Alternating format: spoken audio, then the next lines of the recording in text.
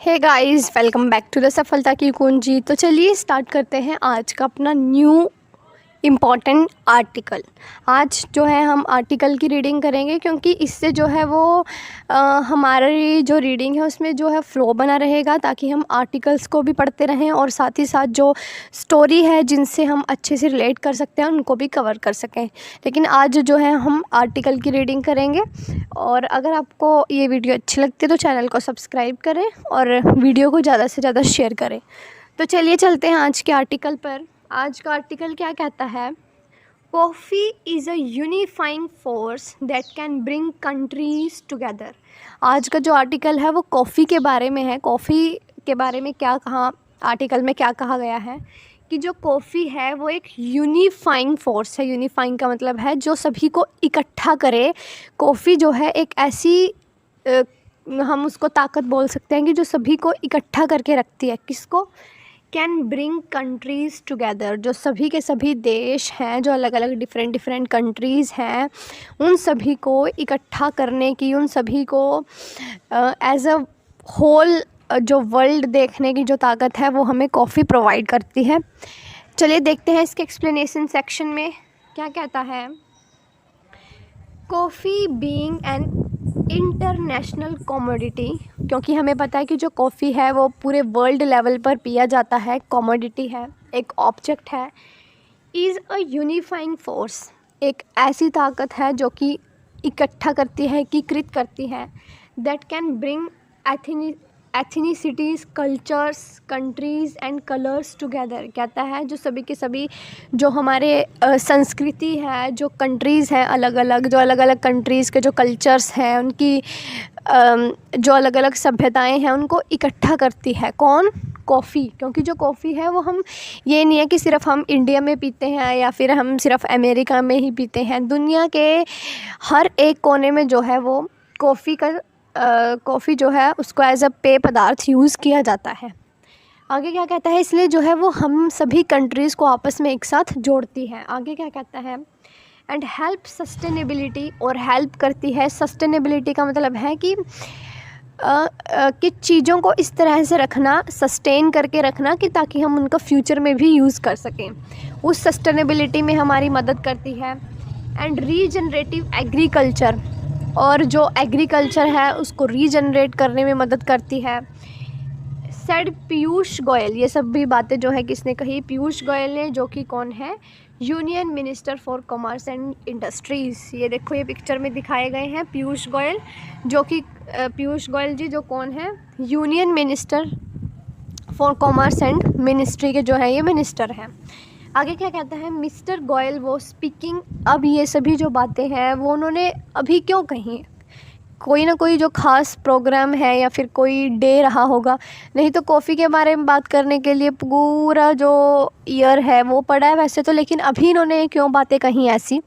तो चलिए देखते हैं।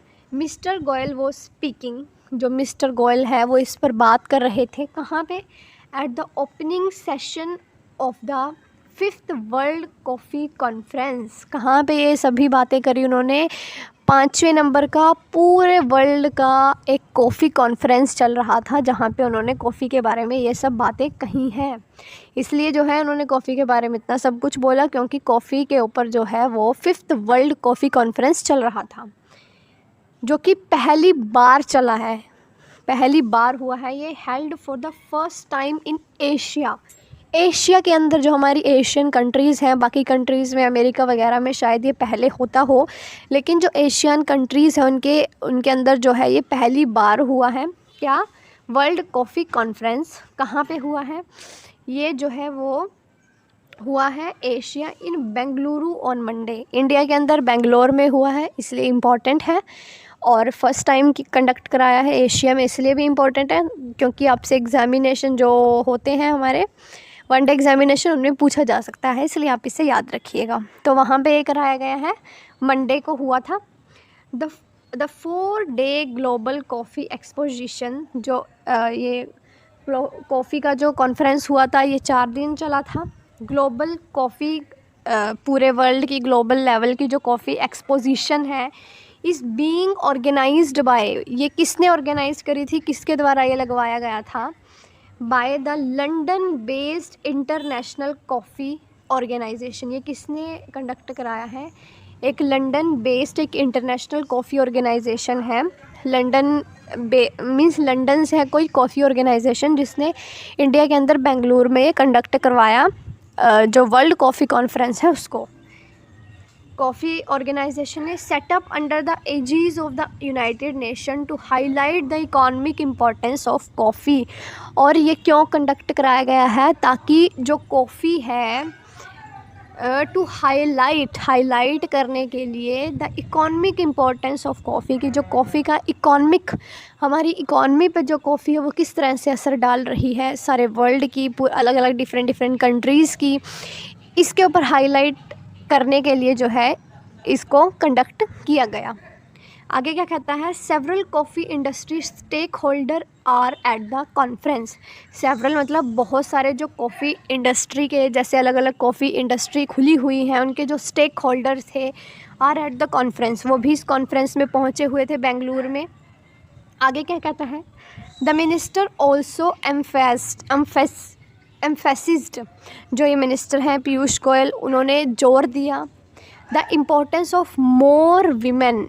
इम्पोर्टेंस मीन्स महत्वता किसकी?